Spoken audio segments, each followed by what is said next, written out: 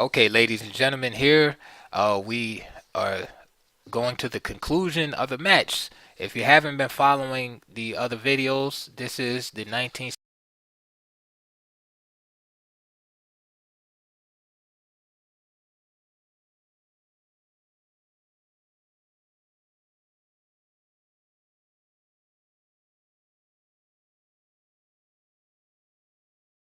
According to Victor Korchnoi, this match had three stages, which I definitely agree with. One is basically the first stage was like Tal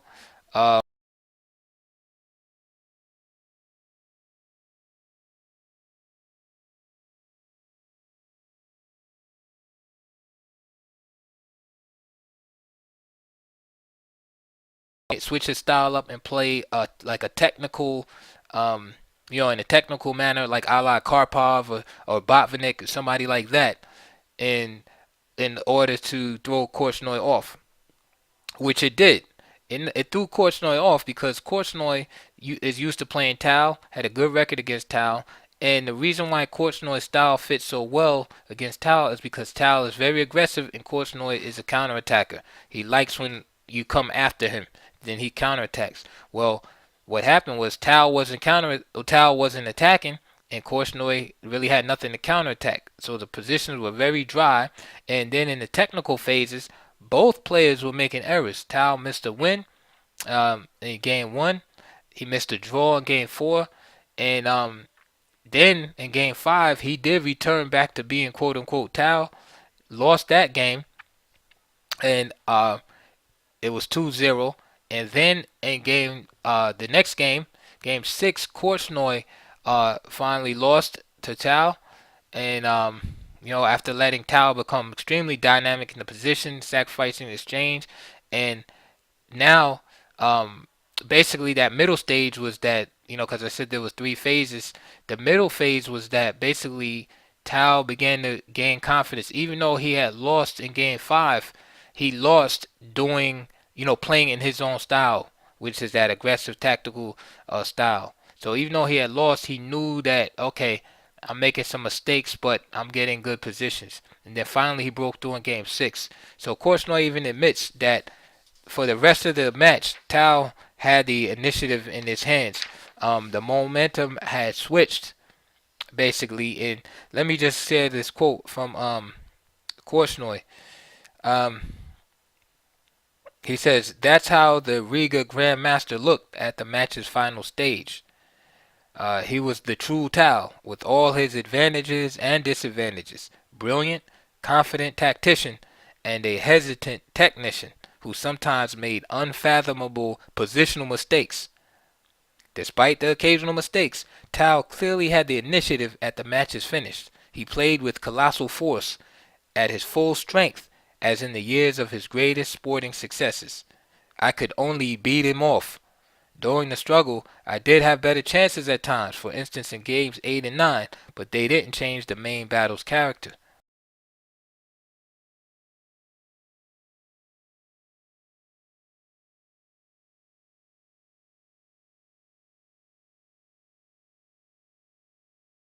I'm not sure if I could withstand the strain of further struggle. Okay, because again the momentum had switched and Tal was, just piling on the pressure. Okay, so first we're here at game seven, and I show you this. I want to get to this position right here because has the white pieces, and again he has a nice advantage in this position. Korchnoi criticized Tal for exchanging here on d7, rook d1, bishop e8, and then c5. He felt relinquished his advantage. He feels that Korchnoi basically felt that any other grandmaster would have found a way to win this position. At this point, um, I mean, White has an advantage, but it's not an easy technical task. But he should be trying to create a pass pawn on the queen side, moving his pawns in like a phalanx formation. Okay, but again, it's easy to go wrong. I just give a sample line. that I myself was analyzing this. Okay, but it's a lot of technical play here, and again we hear the criticism about Tal from Korchnoi that sometimes he was a hesitant technician. He didn't always convert these type of positions too well, and here he might have let one slip away. What we can say is that he definitely could have put more pressure on Korchnoi than he did. C5 was kind of mistaken premature, which allowed Black to pretty much stifle the majority on the, and just by this time everything is just equal. And then the game dwindled out to a draw. That was game 7. Game 8, another hard fought draw. Game 9, again same thing. Interesting. Tal played this whirl attack. And now to the final game, game 10. And basically Tal has to win this game or his candidate's run is over. And Tal has the black pieces here. Korchnoi has the white pieces. So he started off playing very flexible. Of course, he needs a win. So he plays this flexible, modern defense here.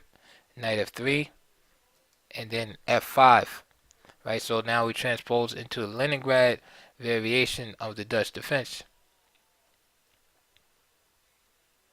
And again, it's a good attempt at winning if you really need a win, because it's unbalanced the position. C5. I mean, nowadays you might see C6. There's different moves you can play here.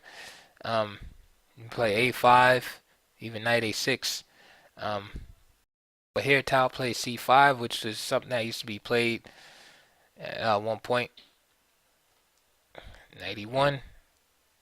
And we can see that Tal is kind of, you remember Tal used to be a Benoni specialist. So the positions kind of resemble this position.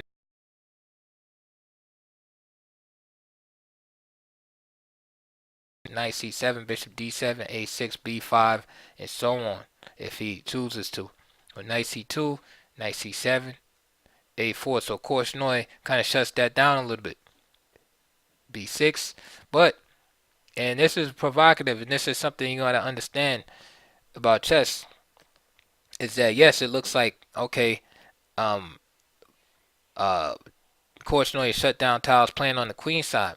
But actually in the Dutch, a lot of times you're trying to take over the whole board anyway. And sometimes it's just a ploy to play on one side of the board to get your opponent to commit, and then you go and play on the other side of the board. So what exactly do I mean like that in relation to this position? Well, here white has played the move A4, which is very committal in order to stop black's queenside expansion. However, now white white has made his B4 square weak. So if white is ever to play on the queen side here, he's kind of compromised his pawns in a way where it makes it a little harder for him to break. Whereby if he does break, and black will have access to the dark squares over there. All right, because you got to remember a lot of times white wants to break on the queen side. So here in stopping black, he's kind of made some positional weaknesses on his own side of the board. Namely B4 and B3. So here's rook B1. Of course, Korchnoi clearing the diagonal because of the bishops on G7, so it gets the rook off, and then in some instances preparing B4, right? Because that's where his play is going to come from. So now knight G4.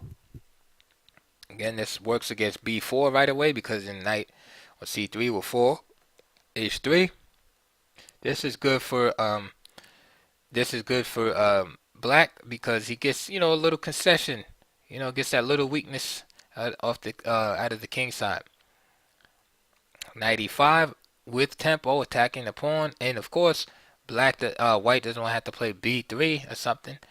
because first of all, he doesn't want to play that move, and second of all, the knight on c3 is unprotected. So now he has to do something awkward. So this is good for black here. Black plays a6, just simply controlling the b5 square, so that those knights are no good. Bishop d2, bishop d7, it's completing development, and now f4, standard move in the Dutch. Kick the knight out, knight f7, king h2, and now e5, d takes, bishop takes, and now knight d5, takes, c takes d5, bishop d7. Now, again, this is good for black. Black is slowly gaining an advantage. White has a backward pawn on e2, and now black has this nice majority of pawns on the queen side that he can look forward to pushing, like a la, the Benoni. Now you have b4, and this has restrictive quality, where it's kind of hard right now for black to be able to push. Like for instance, he can't do c4 right now, and b4, right, which was played in the game. Excuse me, b5, which was played in the game. It's meant by a5 by Korchnoi, which to me is better for black. Better would have been just to take.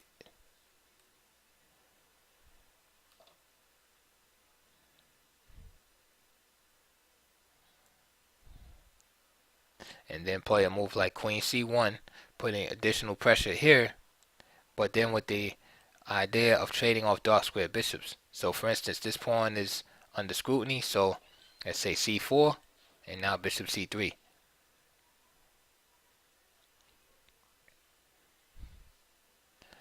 Okay, and black still has a nice position here. Now, here, he kind of kills his own pieces in the process.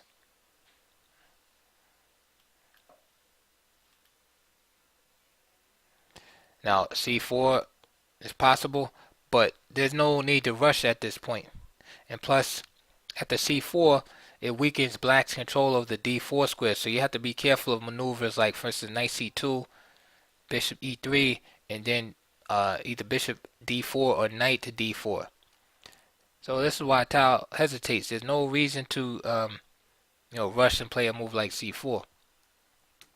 Instead, he plays queen e7, just improving his position and preparing the assault on the king side. So now what's good for black is he has his advantage on the queen side of the board, and now he's fighting in the center. Rook fe8, attacking that pawn. Rook e1, and now h5 from Tal. Maybe at this point c4, but again it's counterintuitive because of what we said earlier about the d4 square. But remember, this point the knight can't jump right in, the bishop is there, so bishop e3 will have to be played.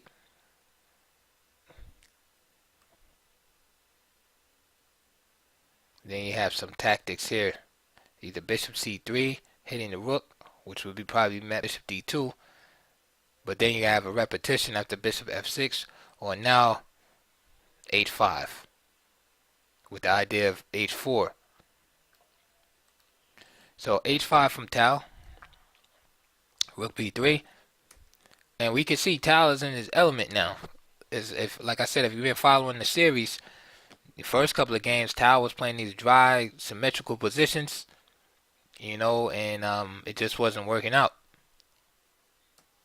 But now you see him with this the imbalance going on, and he has Korchnoi all like uncoordinated, the white pieces. But Korchnoi is a fighter, and he's hanging on. h4, bishop takes, king takes, of course avoiding the trade of queens. Queen a1, king h7.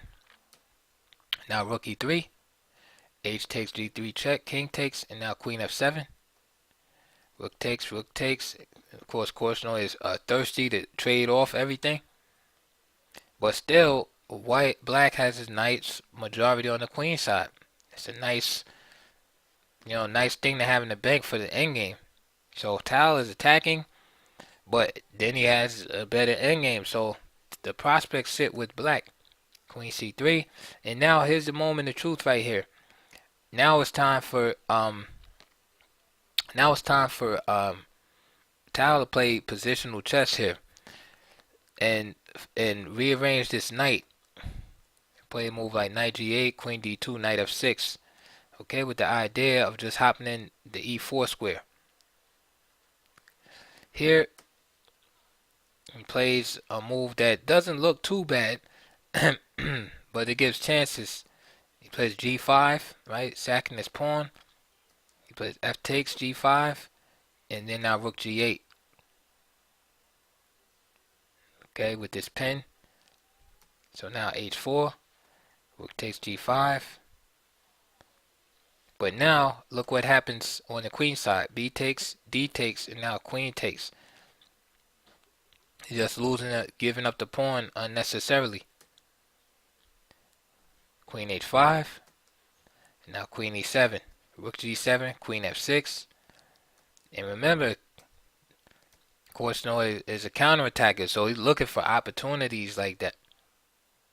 Of course, he'll take the draw. Tal can't afford the draw. Queen h4, queen g3, queen c4, queen f4 check. And we see Tal desperately trying to win this game. Queen e3, knight e1. So Korchnoi has done a great job protecting his king. There's no pawns around the king, but he has all the pieces around the king. Knight g5, knight d3, and finally the knight comes to e4, knight f4, queen g5, rook f1, b4, king h2, and you see, as I was saying, how black is playing on both sides of the board. That's a very, very sophisticated defense. Rook f3, knight e4, rook f1. Again, Korchnoi doesn't mind any type of repetition. Tal has to deviate. Knight h5. And now queen f2. And the thing is, since Tal's forced to deviate, it forces him to make inferior moves. So Korchnoi can just improve his defense. And now Tal doesn't really have an attack anymore. After knight f6, Korchnoi just leaves the defense of his king and goes to get another pawn. Queen h6, this is like a cheap tactic to play knight g4 if rook takes pawn. Of course, king g1.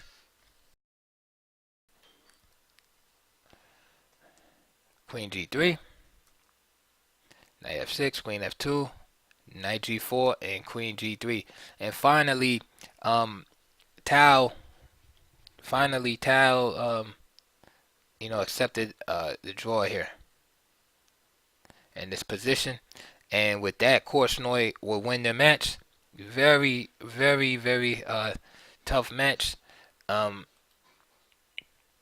the culprit right here is g5. Just a little bit too much optimism from Tal. A little bit too much, and again, like just thinking of, like if you're playing blitz or something, just thinking of it offhand. G5, F takes, rook G8. You got the king right here. I mean, it looks like, you're busting open the position. But what happened is just on the other side of the board, just dropping these pawns, without good reason. And then again, good job by Korchnoi consolidating. Again, knight g8, queen d2, and knight f6, just keeping everything, together. What it gave black excellent winning chances. But in the end, let it be known that Korchnoi would go on to face Boris Spassky in 1968 candidates, and and Spassky would defeat Korchnoi, and then Spassky would go on to defeat Tigran Petrosian for the World Chess Championship in 1969. So, in conclusion, let me share with you in closing um, Korchnoi's final comments on the match. About the 10th game, again, he said it was the pinnacle of the match, and if he lost that game, he's not sure if he could have withstood the struggle because Tal again had gained so much momentum. Um, what else did he say after that? He says I did manage to. He said I did manage to defeat Tal. He actually admits that his position was hopeless, but he says he did manage to defeat Tal in the end. He said, but the match's games didn't give me much creative satisfaction. Um, he said, but he was plagued by technical flaws during the entire match. He's talking about, Korchnoi's talking about himself. He says, my technique is considered very good. And then he says, but against Tal, a very inventive and resourceful practitioner, simple technique is not enough. You need very sophisticated techniques, which I failed to deliver.